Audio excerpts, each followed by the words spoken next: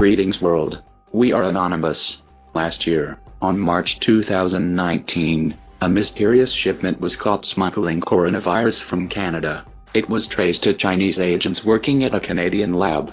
An investigation linked the agents to Chinese biological warfare program from where the virus is suspected to have leaked, causing the Wuhan coronavirus outbreak.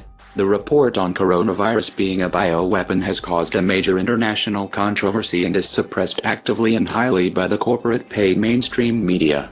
On June 13, 2012, a 60-year-old Saudi man was admitted to a private hospital in Jeddah, Saudi Arabia, with a 7-day history of fever, cough, expectoration, and shortness of breath. He had no history of cardiopulmonary or renal disease, was receiving no long-term medications, and did not smoke. Egyptian virologist Dr. Ali Mohammed Zaki isolated and identified a previously unknown coronavirus from his lungs. After routine diagnostics failed to identify the unknown agent, Zaki contacted Ron Fauci, a leading virologist at the Erasmus Medical Center in Rotterdam, Netherlands, for advice. Here are the chest radiographs of the patient. First day of admission. 2 days later. 4 days after admission. Fauci sequenced the virus from a sample sent by Zaki. Fauci used a broad-spectrum real-time polymerase chain reaction method to test for distinguishing features of a number of known coronaviruses that are known to infect humans. This undated file image released by the British Health Protection Agency shows an electron microscopic image of a coronavirus, part of a family of viruses that cause ailments including the common cold and SARS, which was first identified in the Middle East. This coronavirus sample was sent to Scientific Director Dr. Frank Plummer, of Canada's National Microbiology Laboratory in Winnipeg, directly from Fauci, who received it from Zaki. Unfortunately, Dr. Frank Plummer, who received the Saudi SARS coronavirus sample, and was working on a coronavirus HIV vaccine in the Winnipeg-based Canadian lab, died of mysterious conditions in Nairobi, Kenya. The virus was reportedly stolen from the Canadian lab by Chinese biowarfare agents. When the coronavirus arrived at Canada's Winnipeg facility on May 4, 2013 from a Dutch lab, the Canadian lab grew up stocks of the virus and used it to assess diagnostic tests in Canada. Winnipeg scientists worked to see which animal species can be infected with the new virus. Research was done in conjunction with the Canadian Food Inspection Agency's national lab, the National Centre for Foreign Animal Diseases, which is housed in the same complex as the National Microbiology Laboratory.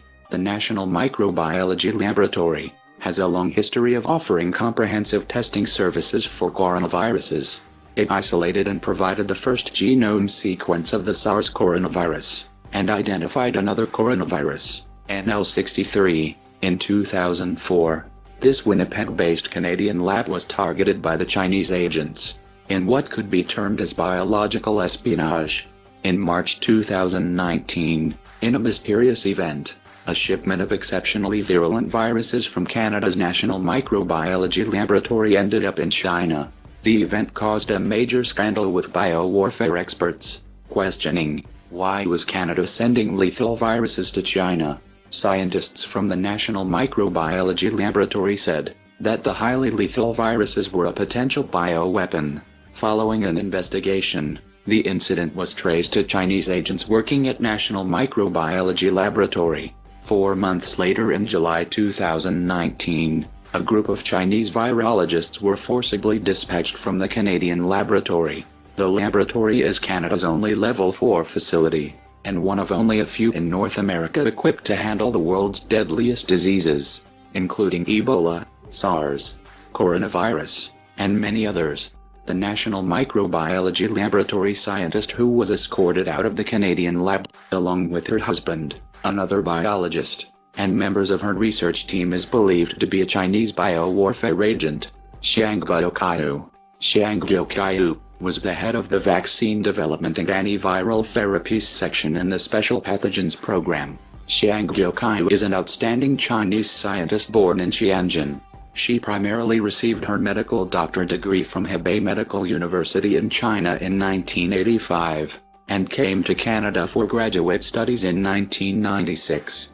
Later on, she was affiliated with the Institute of Cell Biology and the Department of Pediatrics and Child Health of the University of Manitoba, Winnipeg. She was not engaged with studying pathogens, but somehow, a certain shift took place.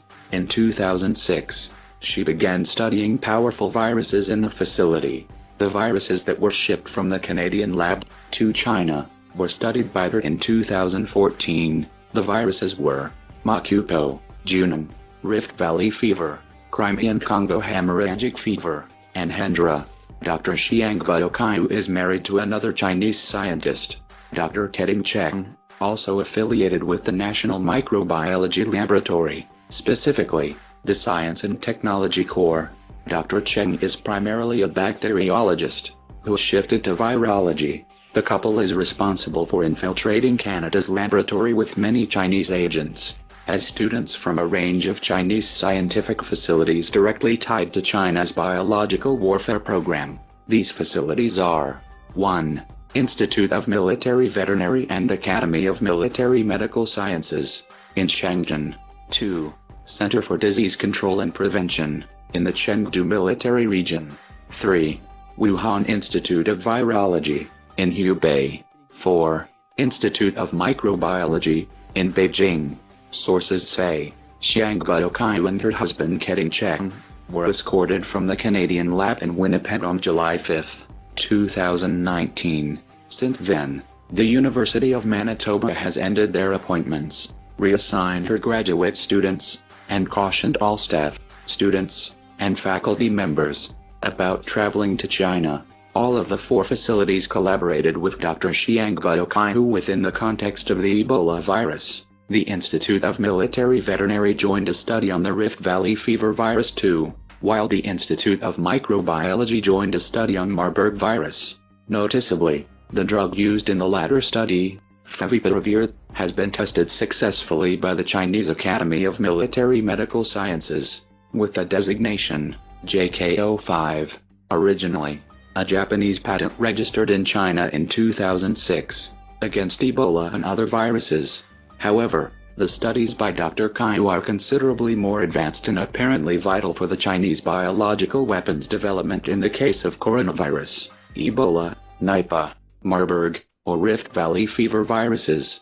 The Canadian investigation is ongoing, and questions remain to whether previous shipments to China of other viruses or other essential preparations took place. From 2006 to 2018, Dr. Gary Kobinger, former Chief of Special Pathogens, and Dr. Xiang Buokai met with Dr. Kent Brantley and Dr. Linda Mobulet, an assistant professor at Johns Hopkins School of Medicine, and the physician who administered ZMapp to Brantley in Liberia, when he was infected with Ebola during the 2014 to 2016 outbreak.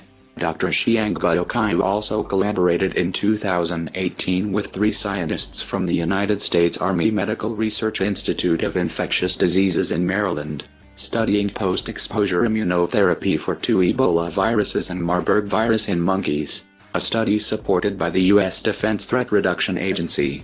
Dr. Xiang Buokai made at least 5 trips over the school year of 2017 to 2018 to the Wuhan National Biosafety Laboratory of the Chinese Academy of Sciences, which was certified for Biosafety Level 4 standards in January 2017.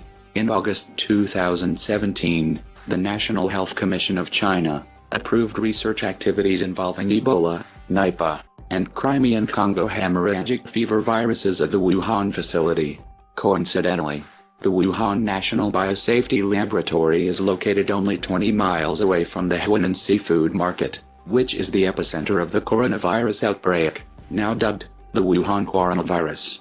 The Wuhan National Biosafety Laboratory is housed at the Chinese military facility Wuhan Institute of Virology, and is linked to China's biological warfare program. It was the first ever lab in the country designed to meet Biosafety Level 4 standards, the highest biohazard level, meaning that it would be qualified to handle the most dangerous pathogens.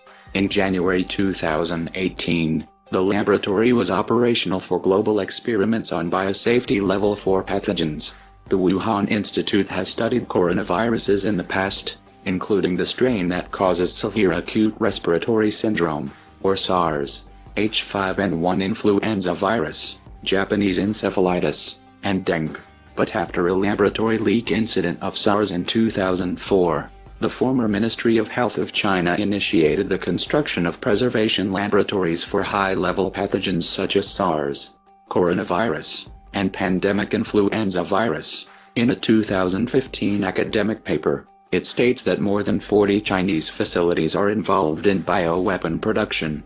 China's Academy of Military Medical Sciences actually developed an Ebola drug, called JKO5, but little has been divulged about it, or the defense facility's possession of the virus, prompting speculation on its Ebola cells, are part of China's biowarfare arsenal. Ebola is classified as a Category A bioterrorism agent by the United States Centers for Disease Control and Prevention, meaning it could be easily transmitted from person to person. That would result in high death rates.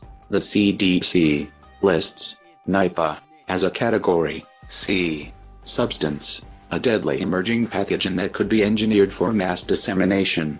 China's biological warfare program is believed to include a full range of traditional chemical and biological agents, with a wide variety of delivery systems, including artillery rockets, aerial bombs, sprayers, and short-range ballistic missiles. China's national strategy of military-civil fusion has highlighted biology as a priority, and the People's Liberation Army could be at the forefront of expanding and exploiting this knowledge. The People's Liberation Army is pursuing military applications for biology, and looking into promising intersections with other disciplines, including brain science, supercomputing, and artificial intelligence. Since 2016, the Central Military Commission has funded projects on military brain science, advanced biomimetic systems, biological and biomimetic materials, human performance enhancement, and a new concept, biotechnology. In 2016, the potential strategic value of genetic information led the Chinese government to launch the National Gene Bank, which intends to become the world's largest repository of such data. It aims to develop and utilize China's valuable genetic resources, safeguard national security in bioinformatics, and enhance China's capability to seize the strategic commanding heights in the domain of biotechnology warfare. Chinese military's interest in biology as an emerging domain of warfare is guided by strategists who talk about potential genetic weapons and the possibility of a bloodless victory. We are anonymous. We are legion. We do not forgive. We do not forget. To the governments of China and Canada, we demand that you stop the testing of dangerous viruses. As you can see of what is going on, things can become much worse if an even more powerful virus you test manages to get loose and destroys all of humanity. We will now be watching humanity from all around our planet Earth. It is time to rise and put an end on all facilities that does nothing but test new viruses. Let us, humanity, show them how tired we are. If not, we all will be confined in our homes like prisoners. So, let them expect all of us.